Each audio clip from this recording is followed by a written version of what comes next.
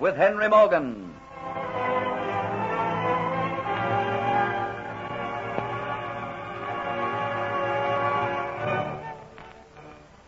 After the sacking of Santa Paula, Henry Morgan decides that he will punish Jeffrey Hunter, so has him brought to his cabin. In vain, Jeffrey tries to tell him the truth, but Morgan refuses to believe him until he learns that Spanish ships are waiting for him at the mouth of the river. To discuss means of overcoming this trap, Morgan calls together a meeting of his captains, and they decide to send an abandoned ship with sails fully set, laden with gunpowder and a fuse lit, in amongst the Spaniards. The next morning, Jeffrey, together with Morgan, watch this plan put into operation. The chosen ship bravely sails alone into the midst of the enemy and then explodes, setting fire to the other ships and throwing them into confusion, during which Morgan's fleet sails safely away. Later in the day, Morgan tells Jeffrey that because of certain information he has received, he wishes him to go as his spy to Spanish Cuba. But, Captain Morgan, There are no buts. Either you wish to do it or you do not. What is the task I have to perform? What do I have to find out? Have you heard of the city of Panama? Of course. When the mayor of Santa Paula was eagerly giving me information as to how to save himself from further torture, he babbled on about the wealth of Panama. He told me the city is bulging with jewels and gold. But Panama is inaccessible as far as you're concerned, Captain Morgan. To reach Panama, you've got to sail around Cape Horn. Why, it lies across the isthmus on the Pacific side. Yes. The Spaniards think that Panama is safe from roving buccaneers. It's a mistake they make sometimes. They thought Santa Paula was safe from my hands. But it would take months to sail around to Panama. And if the loot's in Panama, why ask me to go to Havana? Well, although the mayor told me quite a lot, it was not sufficient. He told me all he knew. He was only too eager to. But to sail for those months around Cape Horn, it's an impossible task. I have no intention of sailing around Cape Horn. There's a quicker route across the isthmus. You intend going overland to Yes. Panama? Yes, why not? I'll train the men to do it and we'll succeed. But the way lies amongst swamp and fever. There's death in every hand and every form. Some will die, but many will return. And what do you want me to do in Havana? The mayor of Santa Paula told me there's a fleet being assembled at Havana. A fleet which will sail round the Horn to Panama to load the treasure and take it back to Spain. I want to know when that fleet leaves Cuba. I want to know when she's well on her way, sailing south. As you said, it'll take some months to sail around the Horn to Panama, and during those months the Caribbean Sea will be free of Spanish ships. I'll be able to move a faster fleet to the mainland and march across, sack Panama, and return while the Spanish ships are still rounding Cape Horn. Havana must be full of news regarding the sailing date of the fleet, and I want somebody there in Havana who will listen to that news. You speak Spanish? I want you to take the job. Of course, you know what discovery would mean. At their kindest, it would be just death. So you now fully believe my story, Captain Morgan. You trust me once again. I believe it, yes. But upon reaching Port Royal, I'll verify what I believe with Sir Thomas Moffat. If you've lied, I'll know how to deal with you. If you've spoken the truth, you'll be fully recompensed for what I've done to you. Thank you, Captain. And I've told you these plans so as to give you time to think over my proposition. If you decide to accept it, you will have to leave Port Royal practically immediately upon our arrival.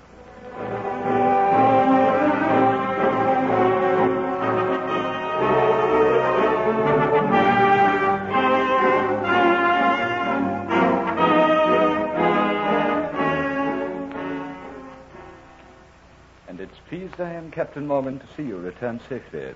I held grave fears for you after what Hunter told me. I'm relieved to hear from you, Sir Thomas, that Hunter has spoken the truth. I regret very much that I mistrusted him. But after all, the plot was so cunningly made against him, it seemed that he must be guilty. There was never a word or a sign as to where the woman went with my necklet. There hasn't been a sign of her or Kitty. Nor has there been a sign of Diaz since he deserted from your ship the night you sailed. Well, this is one time that I must cut my losses. The Aztec necklet is evidently not for me. But who knows?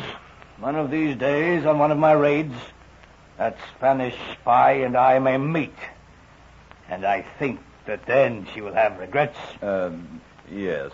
Well, that is another matter which I have to discuss. What? Your future expeditions. During your absence, Morgan, I've received more pressure from England.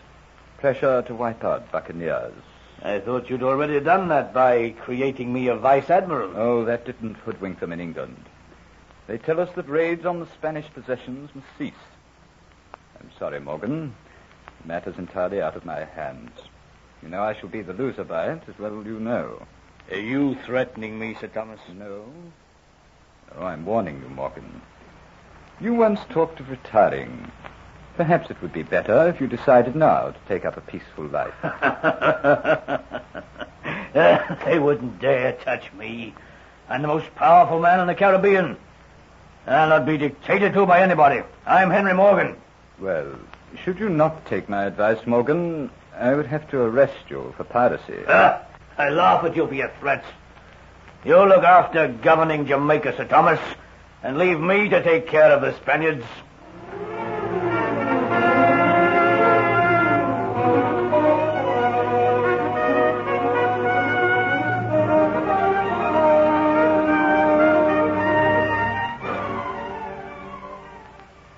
Well, I'm glad, Hunter, that you've decided to accept the task which I offered you.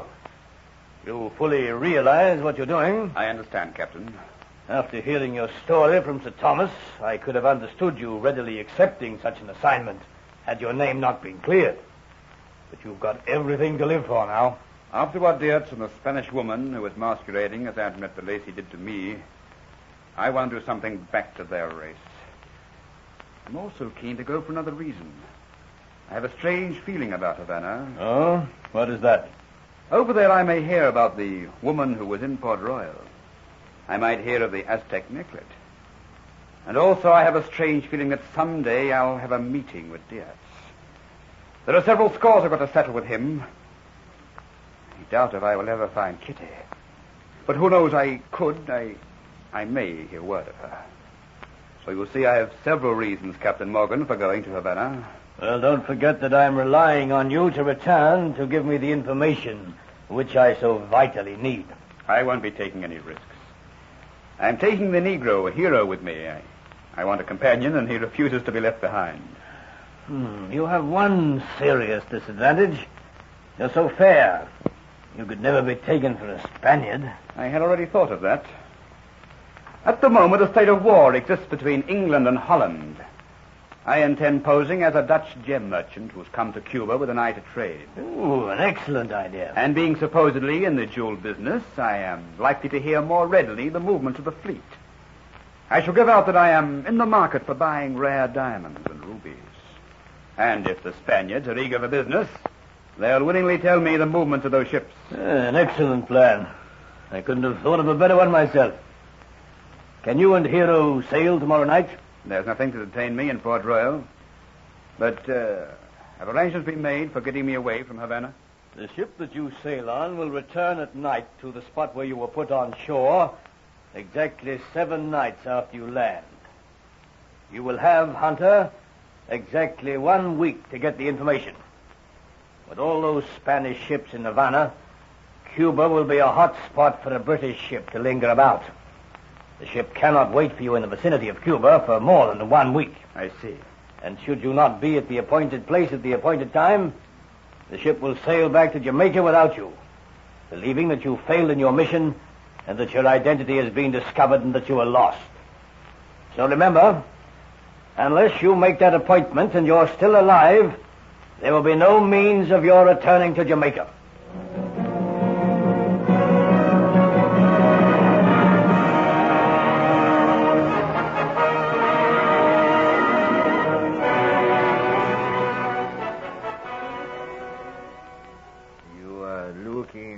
Lovely, my dear daughter. Am I, Father? I see you're not taking a risk in losing the Aztec necklace again. You wear it nearly all the time. After the fight, I had to get it back. I am not going to chance the losing of it again. Dolores, what is the matter with you these days? You seem to be bored all the time. You no longer go out and mix with the society of Havana.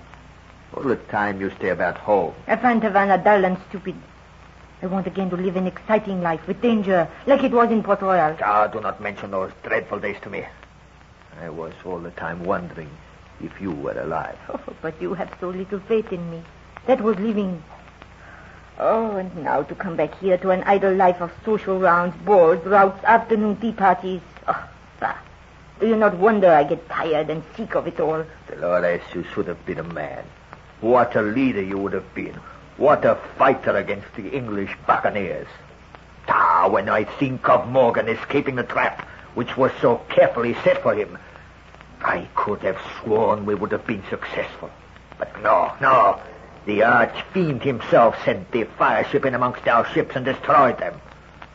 Once more he is free to roam the seas. In Spain they have complained to England about those buccaneers. And England promises they will be wiped from the sea. But what happens? Morgan goes on putting his fingers to his nose at us. But someday we will find him. Someday someone will be able to tell us his plans. And the next time we learn them, we must make sure he does not escape. The last it was to us. Santa Paula destroyed, all our treasures taken. Spanish ships blown up and sunk, and Morgan goes laughing on his way, working hand in hand with the Jamaican governor, Sir Thomas Motford. Sir Thomas Motford. My dear Uncle Thomas, as I used to call him. He was so simple to hoodwink. They all were, especially the man Geoffrey Hunter. Oh, he is dead now, of course. Father, I have just remembered something. What happened to the real Antoinette de Lacy? I had forgotten her. I suppose she is in prison still. I gave orders that she was to be well looked after, and her very existence went from my mind. Her usefulness is over. We have no need of her now. But she was very beautiful. You had better sell her on the slave market. She will fetch a high price. And so once again, Geoffrey Hunter is sailing into the lives of his enemies in Havana. How will he fare on the island of Cuba? Listen to the next episode of Afloat with Henry Morgan.